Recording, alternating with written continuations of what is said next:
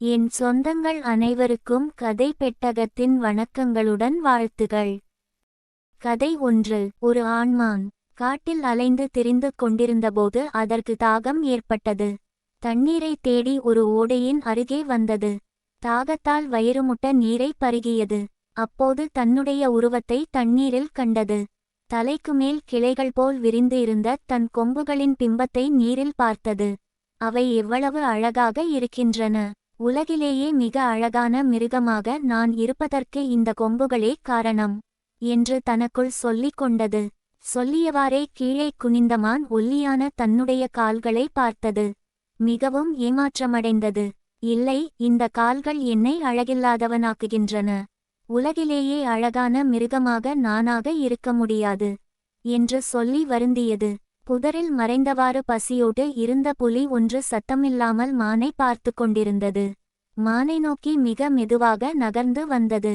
தன் எண்ணங்களில் மூழ்கியிருந்த மான் புலி நெருங்குவதை கவனிக்கவில்லை. புலி மானை பிடிக்க பாய்ந்தது. திடுக்கிட்ட மான் மிக வேகமாக ஓடத் துவங்கியது. புலியிடமிருந்து தப்பித்து 4 கால் பாய்ச்சலில் அதிவேகமாக ஓடியது. புலி மிகவும் பின்னால் துரத்தி கொண்டு வந்தது. இனிமேல் துரத்தினாலும் மானை பிடிக்க முடியாது என்று புலி முடிவு செய்த நேரத்தில் மானின் கொம்புகள் ஒரு மரக்கிளையில் சிக்கிக்கொண்டன. மரக்கிளையில் இருந்து விடுபட மான் மிகவும் முயற்சி செய்தது. ஆனால் மானால் கொம்புகளை விடுவிக்க முடியவில்லை. என் கால்கள் அழகாக இல்லை என்று நான் அவமானமடைந்தேன். நான் தப்பித்துக் கொள்ள அவைதான் எனக்கு உதவி புரிந்தன. என் கொம்புகளை நினைத்து நான் பெருமிதம் அடைந்தேன். ஆனால் என்னுடைய இறப்புக்கு அவையே காரணமாக இருக்கப் போகின்றன என்று மான் வருத்தத்துடன் தனக்குள் சொல்லிக்கொண்டது. இதற்குள் மானை நெருங்கிய புலி அதன் மீது பாய்ந்து அதை கொன்றது. வெளிப்புற அழகு வாழ்க்கையை காப்பாற்றாது. நாம் இகழ்ந்ததுதான் சில நேரங்களில் நம்மை காப்பாற்றும். தன்னுடைய குறைகளைக் கண்டு வருந்தாதே, அவையும் ஒரு பலமே. கதை 2. அடர்ந்த காடுகள் நிறைந்த ஒரு நதிக்கரையில் அன்னப்பறவை ஒன்று வாழ்ந்து வந்தது. அது பார்ப்பதற்கு மிகவும் அழகாக இருக்கும். மற்ற பறவைகள் எல்லாம் அன்னப்பறவையை பார்த்து அதன் அழகை ரசிக்கும். அந்த அளவுக்கு அது அழகான பறவையாக இருந்தது. அந்த அன்னப்பறவை எல்லோரிடமும் நட்பாகவும் மற்றவருக்கு உதவி செய்யும் குணம் உடையதாகவும் இருந்தது. அந்த அன்னப்பறவைக்கு ஒரு புறா நண்பன் இருந்தது. அன்னப்பறவை எப்போதுமே மற்ற பறவைகளிடம் நாம் மற்றவருக்கு உதவி செய்ய வேண்டும், எல்லோரிடமும் அன்பாக இருக்க வேண்டும் என்று அறிவுரை சொல்லிக் கொண்டே இருக்கும். ஒரு நாள் வேட்டைக்காரன் ஒருவன் காட்டில் வேட்டையாட வந்திருந்தான். அவனுக்கு வேட்டையாட எந்த ஒரு பறவையும் விலங்கும் கிடைக்கவில்லை. அவன் கோபத்தில் அங்கேயும் இங்கேயும் சுற்றிக்கொண்டே இருந்தான். அங்கும் இங்கும் சுற்றியதால் அந்த வேட்டைக்காரன் களைப்படைந்து ஒரு மரத்தடியில் ஓய்வெடுக்க அமர்ந்தான். வேட்டைக்காரன் ஓய்வெடுத்துக் கொண்டிருந்த அதே மரத்தின் கிளையின் மேலே அன்னப்பறவை உட்கார்ந்திருந்தது. அன்னப்பறவை வேட்டைக்காரன் கீழே களைப்பாக இருப்பதை பார்த்து மேலே கிளையிலிருந்து கொண்டு அதன் சிறகினால் அவனுக்கு காற்று வீசிக்கொண்டிருந்தது. அந்த காற்றின் குளிர்ச்சியால் அந்த வேட்டைக்காரன் அப்படியே தூங்கிவிட்டான். அப்போது புறா அங்கே வந்து அன்னப்பறவையிடம், நண்பா, உனக்கு இவ்வளவு பெரிய மனசா? இந்த வேட்டைக்காரன் மற்ற பறவைகளையெல்லாம் வேட்டையாடுபவன். நமக்கு தீங்கிழைப்பவனுக்கு நீ உதவி செய்கிறாயே என்று கேட்டது. அதற்கு அந்த அன்னப்பறவை, நண்பா, வேட்டையாடுவது அவனுடைய தொழில். அதனால் அவனை நாம் தவறு சொல்ல முடியாது. இப்போது அவன் மிகவும் களைப்பாக இருக்கிறான். அதனால்தான் நான் என் சிறகினால் அவனுக்கு காற்று வீசிக்கொண்டிருக்கிறேன் என்றது. புறாவும், அப்படியா, சரி சரி என்று சிரித்துக்கொண்டே அந்த வேட்டைக்காரன் முகத்தில் எச்சம் போட்டுவிட்டு அங்கிருந்து பறந்தது. முகத்தில் எச்சம் விழுந்தவுடனே வேட்டைக்காரன் கண் விழித்து பார்த்தான். மரத்தின் மேலே கிளையில் அன்னப்பறவை உட்கார்ந்திருந்தது. அந்த வேட்டைக்காரன் அன்னப்பறவைதான் தன் முகத்தில் எச்சமிட்டது என்று எண்ணி கோபத்தில் தன் அம்பை எடுத்து அந்த அன்னப்பறவை மீது எய்தான். அந்த அன்னப்பறவையும் துடிதுடித்து கீழே விழுந்து இறந்தது. தன்னுடைய நண்பன் புறாவினாலேயே அந்த அன்னப்பறவையின் உயிர் பிரிந்துவிட்டது. பின்னர் வேட்டைக்காரன் அந்த அன்னப்பறவையை தூக்கிக் கொண்டு தன் வீடு திரும்பினான். நீதி: நாம் சில பிரச்சனைகளை நம் நண்பர்களாலேயே சந்திக்க நேரிடுகிறது. கதை 3. ஒரு ஊரில் ஒரு விறகு வெட்டி இருந்தான். அவன் நாள்தோறும் ஊர் எல்லையிலிருந்து காட்டுக்கு சென்று விறகுகளை வெட்டி அவற்றை ஊர் மக்களிடம் விற்று பிழைப்பு நடத்தி வந்தான். ஒரு நாள் அவன் வழக்கம்போல் விறகு வெட்டிக் கொண்டிருந்தான். அப்பொழுது அவனுக்கு களைப்பு ஏற்பட்டது. அங்கிருந்த ஒரு மரத்தில் சாய்ந்து உட்கார்ந்திருந்தான். அந்த மரமானது நினைப்பதையெல்லாம் கொடுக்கும் மந்திர மரம். ஆனால் இந்த விஷயம் அவனுக்கு தெரியாது. அந்த நேரத்தில் தென்றல் காற்று சில்லென்று வீசியது. அது அவனுக்கு மிகவும் சுகமாக இருந்தது. இம்மாதிரியான நேரத்தில் ஒரு பஞ்சுமெத்தை இருந்தால் எவ்வளவு நன்றாக இருக்கும் என்று அவன் மனதில் நினைத்தான். என்ன ஆச்சரியம்!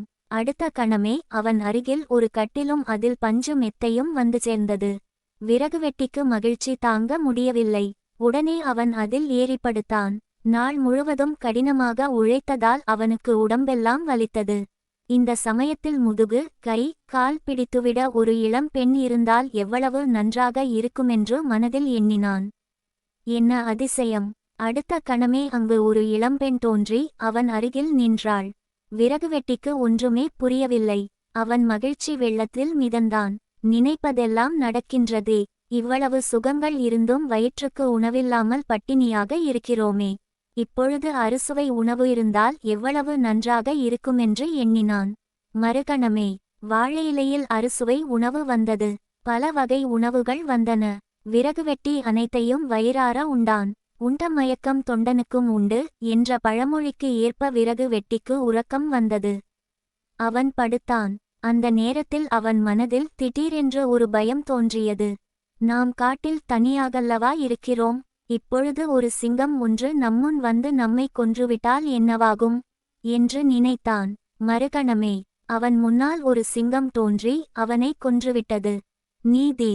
நம் எண்ணம் படிதான் நம் வாழ்க்கை அமையும். நாம் உயர்ந்தவற்றை, நல்லதை எண்ணினால் நம் வாழ்க்கை நல்லதாகவே அமையும். தவறான எண்ணங்களை எண்ணினால் நம் வாழ்க்கை துன்பம் நிறைந்ததாக இருக்கும். எனவே நாம் உயர்ந்தவற்றையே நினைக்க வேண்டும். கதை 4. முன்னொரு காலத்தில் ஒரு நாட்டில் மலைகளால் சூழப்பட்ட ஒரு அழகான கிராமத்தின் அருகே விழுதுகள் நிறைந்த ஒரு பெரிய மரம் இருந்தது. அந்த மரத்தின் கிளையில் அரிய வகை சிறிய பறவை ஒன்று வாழ்ந்து வந்தது. அது சாதாரண பறவை அல்ல. அந்த சிறிய பறவை எச்சம் போட்டால் அது தரையில் விழும் நொடியில் பொன்னாக மாறிவிடும். ஒருநாள் வேடன் ஒருவன் அந்த பெரிய மரத்தின் வழியாக சென்றான். அப்போது மண்ணில் மின்னும் தங்கக் குவியல் அவன் கண்களில் பட்டது. இது எப்படி இங்கே வந்தது என்று அவன் ஆச்சரியப்பட்டான். மேலே பார்த்தான். மரத்தில் இருந்த அந்த பறவையை கவனித்தான். சில நொடிகளில் அவனுக்கு உண்மை புரிந்தது. ஆஹா, இதுதான் காரணமா என்று பறவையையே பார்த்தான். உடனே வலையை எடுத்து வீசி அந்த பறவையை பிடித்து கூண்டில் அடைத்தான். கூண்டில் இருந்த அந்த பறவையை வீட்டிற்கு கொண்டு சென்றான். பிறகு, இத்தனை அரிய பறவை என்னிடம் இருப்பது தெரிந்தால் அரசர் கோபப்படுவாரோ என்று யோசித்தான். அடுத்த நாள் அந்த வேடன் கூண்டிலுள்ள பறவையை அரண்மனைக்கு எடுத்துச் சென்று நடந்த எல்லாவற்றையும் உண்மையாக கூறி பறவையை அரசரிடம் ஒப்படைத்தான். அந்த சமயம் மந்திரிகள் சந்தேகத்துடன் பேசத் தொடங்கினர். அரசே, ஒரு சாதாரண வேடன் சொல்வதை எப்படி நம்புகிறீர்கள்? தங்கம் இடும் பறவை என்றால் அது நம்பத்தகுந்ததா? மந்திரிகளின் வார்த்தைகள் அரசனின் மனதில் சந்தேகத்தை ஏற்படுத்தின. இது உண்மையல்ல என்று எண்ணிய அரசர் கூண்டை திறந்தார். வெளியே வந்த பறவை அருகிலிருந்த தூணின் மேல் அமர்ந்தது. அடுத்த நொடியே அது எச்சம் போட்டது. அந்த எச்சம் தரையை தொடும்போது அது பொன்னாக மாறியது. அரசனும் மந்திரிகளும் அதிர்ச்சியடைந்தனர். தூணில் அமர்ந்தபடியே, என்னை பிடித்த வேடன் ஒரு முட்டாள். என்னை நம்பாமல் கூண்டை திறந்துவிட்ட அரசன் பெரிய முட்டாள். சந்தேகத்தில் வாழும் மந்திரிகள் அதைவிட பெரிய முட்டாள்கள் என்று தனக்கு தானே சொல்லிவிட்டு அரண்மனைக்கு மேலே அந்த சிறிய பறவை பறந்தது. நேர்மையை சந்தேகித்தால் வாய்ப்பு கைவிடப்படும். சந்தேகம் அதிகமானால் நன்மையும் நழுவிவிடும். நல்ல வாய்ப்பு வந்தால் அதை மதிக்க தெரிய வேண்டும். மற்றவர்கள் பேச்சை கண்மூடித்தனமாக நம்பக்கூடாது. கதை 5. ஒரு அடர்ந்த காட்டில் வயதான, பலம் இழந்த ஒரு சிங்கம் இருந்தது. அதுதான் அக்காட்டின் அரசன். ஆனால் வயதின் காரணமாக அது பலம் இழந்துவிட்டது. தானாக வேட்டையாட முடியாத நிலைக்கு வந்தது. அதனால் எல்லா மிருகங்களையும் கூப்பிட்டு அவரவர் செய்ய வேண்டிய பணிகளை கட்டளையிட்டது. சிங்கத்திற்கு தேவையான உணவை சுமந்து வரும் பணி கழுதைக்கு வழங்கப்பட்டது. கழுதைக்கு அந்த வேலை மிகவும் கடினமாக இருந்தது. பொதி சுமக்கும் மிருகம் என்று சிங்கம் என்னை அழைக்கிறதே, அதற்காகத்தான் நான் படைக்கப்பட்டேனா என்று தனக்குள் வருந்தியது. சுண்டெலி சிங்கராஜாவின் அரசவை பொழுதுபோக்காளர். சிங்கத்தை மகிழ்ச்சியாக வைத்திருப்பது அதனுடைய பணி. அது ஒல்லியான பின்னங்கால்களை தூக்கி காட்டும், மீசையை தடவி கொடுக்கும், கண்களை மாறுகண்களாக வைத்துக்கொண்டு, காதுகளில் கிச்சு கிச்சு மூட்டிக்கொண்டு சிங்கத்தை சிரிக்க வைக்கும். நரி சிங்கத்தின் ஆலோசகர். காட்டில் நடக்கும் எல்லா விஷயங்களிலும் நரிதான் வழிகாட்டி. எப்போதும் சிங்கத்தை புகழ்ந்து பேசும். ஆனால் தனக்கு வேண்டியதை மட்டும் சிங்கத்திடம் இருந்து பெற்றுக்கொள்ளும். மற்ற மிருகங்கள் சிங்கத்தின் கொடிய ஆட்சியில் துன்பத்தை அனுபவித்துக் கொண்டிருந்தன. ஒரு நாள் காட்டு மிருகங்களெல்லாம் இரகசியமாக சந்தித்தன. ஆனால் வஞ்சக புத்தியுள்ள நரி மட்டும் அந்த செய்தியை சிங்கத்திடம் சென்று தெரிவித்தது. உடனே சிங்கம் எல்லா மிருகங்களையும் அழைத்தது. என்னை அரியணையிலிருந்து நீக்குவதற்கு நீங்கள் இரகசியமாக சந்தித்ததாக கேள்விப்பட்டேன். சதி செய்தவர்கள் யார் என்று கோபமாக கர்ஜித்தது. எல்லா மிருகங்களும் பயந்து நடுங்கின. தங்களை யாரோ காட்டிக் கொடுத்ததை அவை உணர்ந்தன. பெரிய தண்டனை வரும் என நினைத்து அமைதியாக நின்றன. அப்போது சிங்கம், சதி செய்த எல்லா மிருகங்களையும் கொன்றுவிடுங்கள் என்று கர்ஜித்தது. அனைத்து மிருகங்களும் அமைதியாக இருந்தன. திடீரென்று ஒரு சிறிய குரல் கேட்டது. அது சுண்டெலியின் குரல். இது அநியாயமென்று அது கத்தியது. ஆம், நீதியை நிலைநாட்டுங்கள் என்று கரடி கர்ஜித்தது. யானைகள் தங்கள் தும்பிக்கையை உயர்த்தி சத்தமாக பிளிரின. அனைத்து மிருகங்களும் ஒன்றாகச் சேர்ந்து சிங்கம் ஒழிக என்று முழக்கமிட்டன. சிங்கம் அதிர்ந்து போனது. என்ன செய்வது என்று தெரியவில்லை. அவசரமாக நரியை பார்த்தது. ஆனால் நரியால் எந்த தீர்வும் சொல்ல முடியவில்லை. தனக்கு ஆபத்து என்று உணர்ந்த நரி அங்கிருந்து ஓட்டம் பிடித்தது. இதற்கிடையில் மிருகங்கள் அனைத்தும் சிங்கத்தை சுற்றி வளைத்தன. பலம் இழந்த சிங்கத்தால் எதிர்க்க முடியவில்லை. காட்டுப்பன்றி முன்னே வந்து சிங்கத்தை குத்தியது. கரடி முழு பலத்துடன் சிங்கத்தை கடித்தது. மான் வேகமாக ஓடிவந்து தன்னுடைய கொம்புகளால் சிங்கத்தை முட்டியது. யானை தன்னுடைய துதிக்கையால் சிங்கத்தை தாக்கியது. அனைத்து மிருகங்களும் ஒன்றாக இணைந்து அந்த கொடிய சிங்கத்தை வீழ்த்தி கொன்றன. அன்றிலிருந்து அந்த காட்டு மிருகங்கள் யாரையும் பார்த்து பயப்படவில்லை. அவை அனைத்தும் ஒன்றிணைந்து அமைதியாக வாழ்ந்தன. நீதி கொடுமை சீரழிவை தரும். அதிகாரத்தை தவறாக பயன்படுத்தினால் அழிவு நிச்சயம். ஒற்றுமையில் இருக்கும் பலம் எந்த அடக்குமுறையையும் வீழ்த்தும். வஞ்சகம் இறுதியில் தீங்கு தரும். அநியாயத்திற்கு எதிராக குரல் கொடுத்தால் மாற்றம் வரும். பயம் நீங்கினால் சுதந்திரம் பிறக்கும். கதை 6. ஒரு நாட்டில் மகாராஜா ஒருவர் இருந்தார்.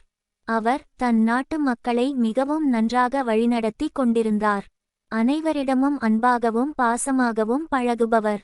அவருக்கு வயதாகிவிட்டதால் தனக்கு பின் தன் நாட்டையாள இளவரசன் தேவை என நினைத்தார்.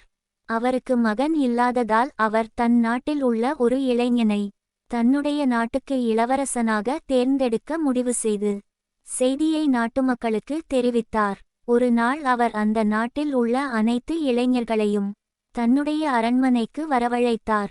அவர்களிடம், எனக்கு வயதாகிக் கொண்டே இருக்கிறது. எனக்கு பின் இந்த நாட்டையாள எனக்கு மகன் இல்லாததால் நான் உங்களில் ஒருவனைதான் இந்த நாட்டிற்கு இளவரசனாக தேர்ந்தெடுக்கப் போகிறேன் என்றார். அவர்கள் அனைவரும் மிகவும் சந்தோஷம் அடைந்தனர். அப்போது மகாராஜா அவர்கள் ஒவ்வொருவருக்கும் ஒரு விதையை கொடுத்துக்கொண்டு சொன்னார், இந்த விதையை யார் பெரிய செடியாக முளைக்க வைத்து 1 மாதத்திற்குள் கொண்டுவரப் போகிறீர்களோ அவர்கள்தான் இந்த நாட்டை ஆளும் இளவரசன் என்றார்.